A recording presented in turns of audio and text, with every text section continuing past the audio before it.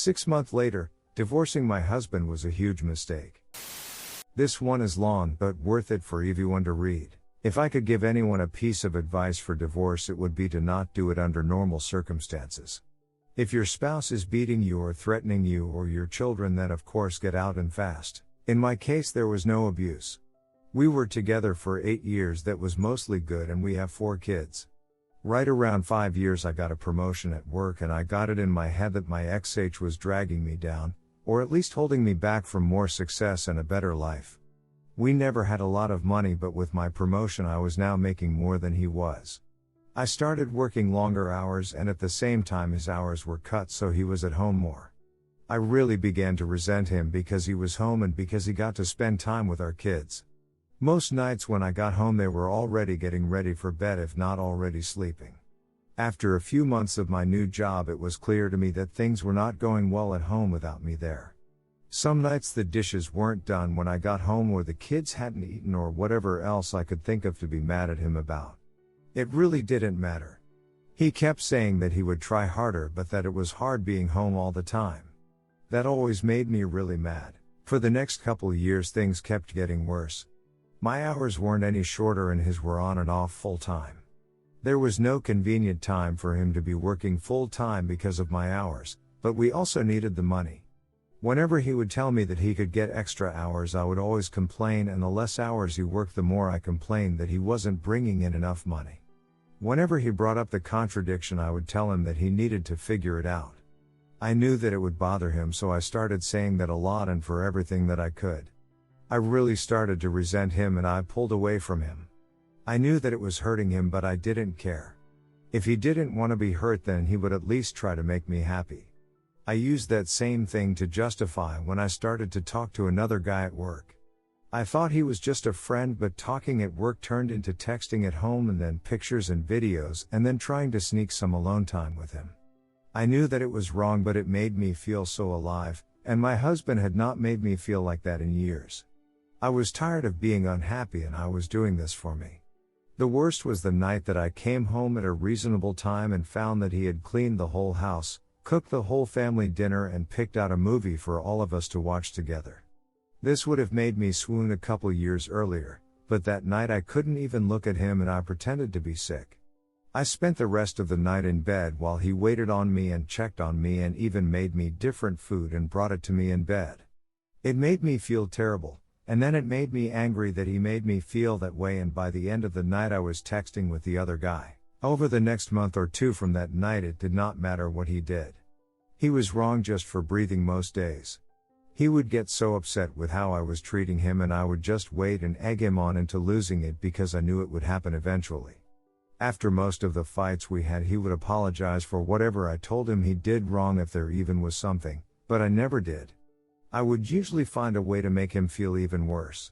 I knew that I was right because he was wrong, and that was all that mattered to me. I even pretended that I didn't care when he found out about my relationship with the guy from work. It really destroyed me inside to see him holding back tears, but I wasn't going to let him see that. He was at his weakest, and that was when I chose to tell him that I wanted a divorce. I could almost hear his heart shattering inside his chest. He talked and fought and said that we could work through it together. I really wasn't interested in fixing our marriage, but I mostly ended things with the other guy, but only because I knew I could get it back if I wanted it. I could see that he was trying, and occasionally I would let him know, but for the most part I kept being a huge BTCH to him for any and all reasons that I could think of. I'm not sure how much more the man could have done to make me happy besides finding a job that paid enough for me to not have to work at all. He said that he was looking, but looking and finding are two different things. It was around this time that I discovered this group and a few others.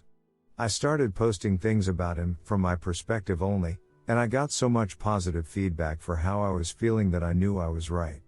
The more I posted, the more validation that I got. It wasn't just me who knew that XH wasn't worth keeping around. I had the whole internet telling me how terrible he is. I started saying awful things to him and even outright ignoring him. I was so confident with mine and everyone else's opinion that I contacted a lawyer and within a couple weeks had filed for divorce. I continued to use this site and a couple others to validate my feelings and for encouragement to go through with it, and finally it was done. It went pretty smoothly. XH didn't ask for much besides to not get divorced and to try to work it all out. I didn't care about that though. He was broken, but I was free. I could do whatever I wanted without having to feel any guilt or answer to anybody. It was an amazing feeling of freedom. It didn't last long though. In the first month after he moved out, I missed garbage day 3 times. There was also rarely a single clean dish, and the laundry sat in piles so long that I had to start doing the sniff test to see if it could be worn again. I also never saw my kids more miserable. My oldest had seen some of the messages from the other guy months earlier, and she knew that XH still wanted to try to work it out. It didn't take her long to stop talking to me at all, except to say that she wanted to go to XH house. The others all told me that they wanted to live with XH too. I did my best to try to make them happy, but I ended up just buying them toys all the time, and the happiness only lasted minutes. I also was having a lot of trouble with work. Being alone, I couldn't work all those extra hours that I was expected to. I finally gave in and started calling XH to watch the kids. He would always come over as soon as he could, and he always asked me if I needed anything. When I would get home, I would find clean dishes and laundry and even dinner sometimes. He would never say too much after I got home. He would just say to call him if I needed anything and leave. One night he took out the garbage and brought it to the curb because it was garbage night and I forgot again.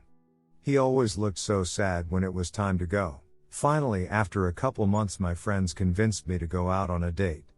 It was for dinner and a movie, and I was excited and hopeful. But at dinner I started getting a feeling of overwhelming guilt. It got so bad that I ended up not even going to the movie. A week and about 1,000,000 tears later, I was on a therapist's couch. I told her everything that had happened, starting with the promotion that I got at work. She did not agree with me or with any of the encouragement to divorce that I got. I ended up in her office 2 and sometimes 3 times a week, and the more that I talked to prove that I was right, the more that I started to see how wrong I was. It was truly heartbreaking.